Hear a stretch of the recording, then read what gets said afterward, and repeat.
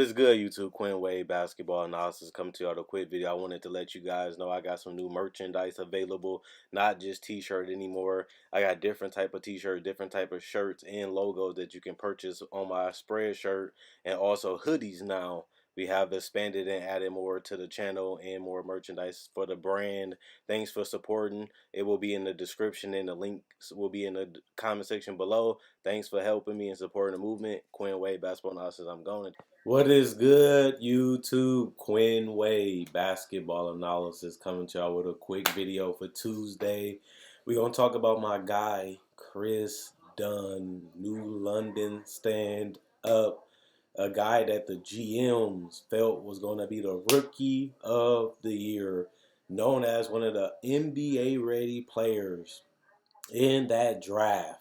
A guy that people felt had two-way potential.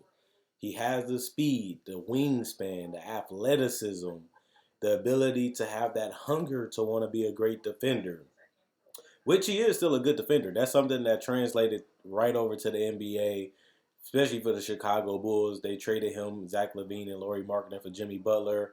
And even though that trade didn't help them make the playoffs, it did give them some youth and some guys that gave them more upside offensively, but made them worse defensively. But Kris Dunn has been one of the best defenders on the Chicago Bulls, other than Wendell Carter, who has been exceptional when he does play.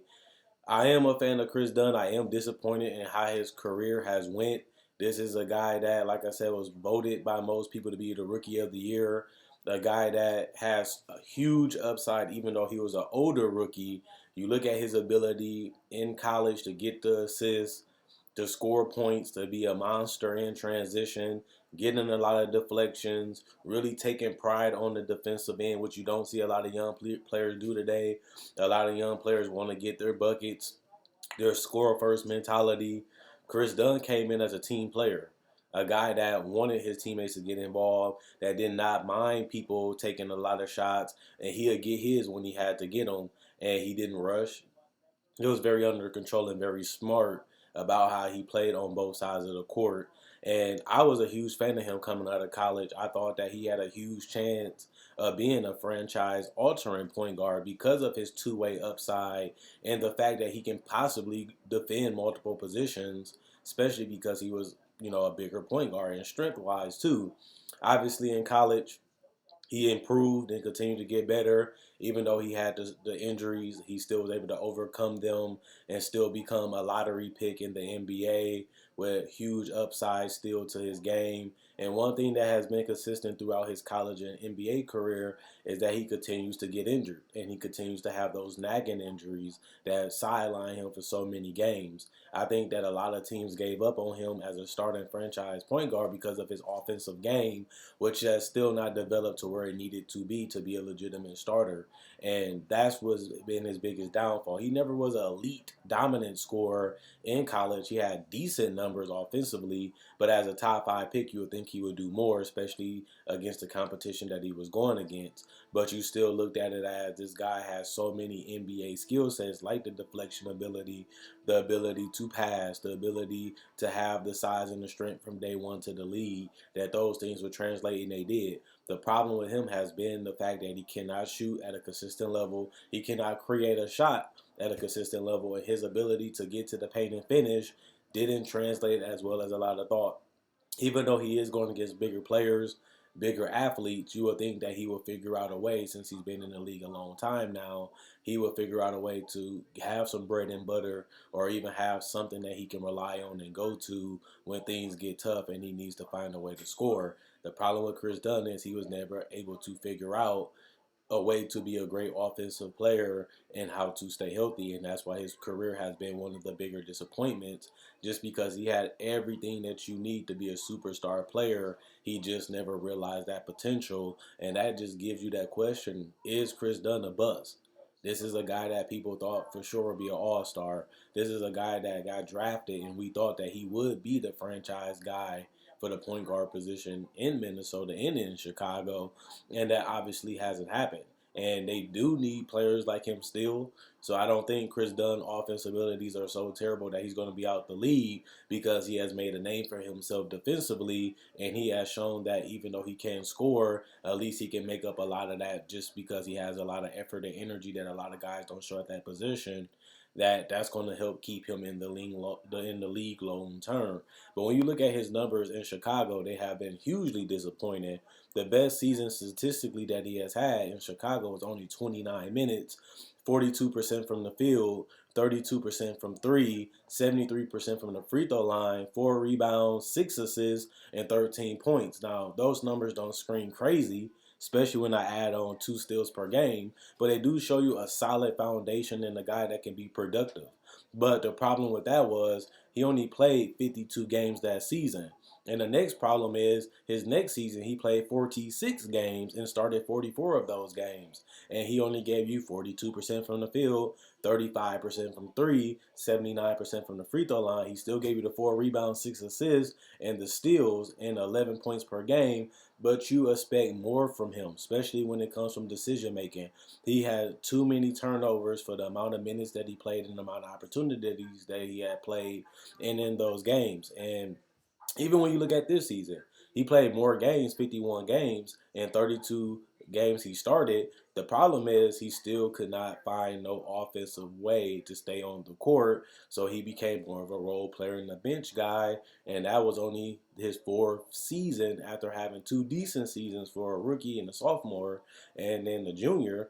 He ended up going all the way back as a role player in the current season, which is today. Now, the problem is he's a legitimate 6'3", 205 pounds, and he's only 26 years old. And he showed potential that he can run an offense when you have the right pieces around him. And that's one thing I liked about him in Chicago was they wasn't afraid to start Kris Dunn, because Kobe White doesn't play any defense and neither does Zach LaVine. So at least you can put him on the one of the deepest positions in the league, the point guards, and he can at least compete, fight, and stay in front of those guys and make things tough. And he has been a very ferocious, active defender since he even was in Minnesota. He still just haven't been able to shoot. He still hasn't been able to be a consistent three-point shooter, and he still hasn't been able to finish or at least get a shot that he can rely on to be a decent, respectable offensive guy that you have to respect and be honest to. And he still hasn't been able to do that still in his career, even though he's 4 years in.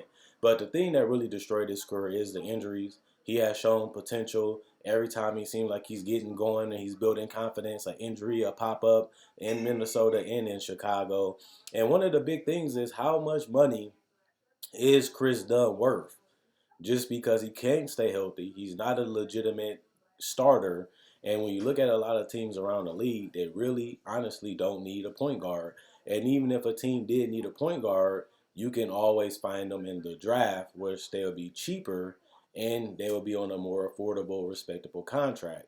But not only that, you look at the fact that you can find solid to decent point guards just in free agency, because a lot of the teams already have a guy that they want to be their franchise point guard. They have a franchise point guard, or they willing to take the gamble in the draft. So I don't really believe that Kris Dunn will be a legitimate starter anymore, just because it looks like he has that Marcus Smart appeal, a guy that can get you buckets from time to time, but he can guard and defend a lot of players that other players won't want to guard, and that will keep him in the NBA, and that will keep him a roster spot. But it still is a disappointment that Kris Dunn just became a defender.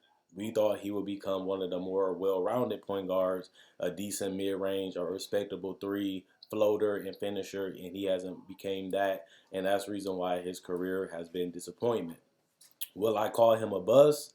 No, because I still feel like he has a role in this league and he will be in this league for a very long time.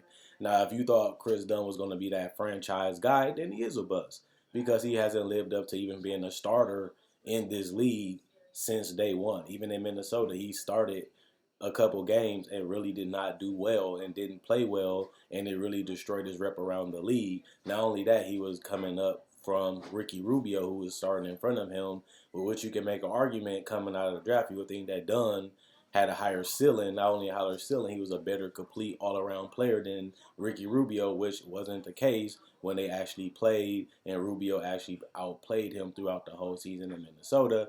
And then when he had an opportunity to prove himself again in Chicago, he proved that he was a better role player than a franchise player. So if you think Kris Dunn is a bust, and I love him and I know him, I won't blame you for saying that, because he did not live up to that hype of being a franchise point guard. He hasn't even lived up to the hype of being a star or all-star point guard, but he has found a role. He has found a way to be productive, and he has found a way to earn respect from coaches and players around the league for his tenacious defense. So I will give him credit on that. I love what he is. I love him as a person. I do think he's a hard worker. It's just his game didn't translate as well as most of us thought. So we put a lot more expectations on him. And even though I do know Kris Dunn, he wanted to prove himself. He thought that he was NBA ready. And a lot of us did, like I said about the GMs, and a lot of people thinking he was going to be one of the top players in that draft. It just hasn't come to reality. Now, for people that don't know, he was in the 2016 draft, and he was a number 5 pick by Minnesota. That shows you how much upside that he had coming into that draft, and he did not live up to the hype. So, as a Kris Dunn fan, as a person that knows him, as a person that roots for him, I am disappointed that he did not live up to the expectations that he had set for himself and the people that had set it for him. But he still is an NBA player, and I do see him having a productive year. And at the end of the day, I can see him being a guy that bounces from team to team to eat and stay in the league. But not only that, I can definitely see him being a minimum salary guy to an $8 to $9 million guy in the league at the max, which you would think that he would make way more money than that, but I don't really see that happening at this point.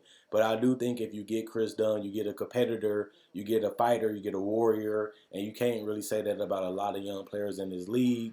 But, you know, at 26, he is what he is at this point. I don't expect a big increase. I don't expect him to really change his career around, but I do expect him to stay in the league for more years to come. And it's not really a good thing when you're going to say a guy is going to be a journeyman, but sometimes that's what makes you who you are. It makes you hungrier. It makes you more feisty, and it makes you more motivated, because now you're fighting to stay in the league, and now you're fighting for the longevity to be in the league. And I think that's going to have something on his mind, just like he did in college, to motivate him to keep going and to keep pushing and not quit, which he already had in him. But I don't really see Chicago spending a lot of money to keep him, and I don't really see another team giving him big salary money to become their franchise guy. I just don't see that for how he has played in the last 4 years. But I do see him staying in the league, and I do see him being a fun part of a team that you can rely on as a 7th or 8th guy in a good team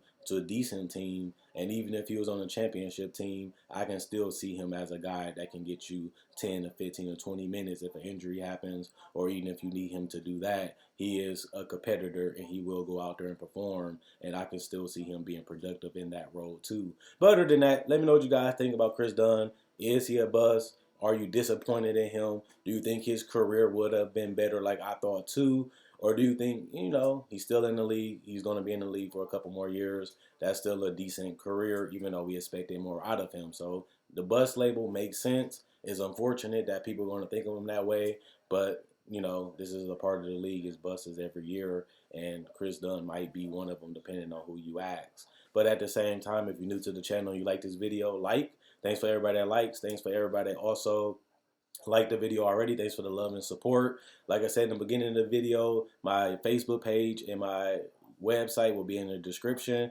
Click the link and send it to Facebook. Like on Facebook to show support. Thanks if you already liked.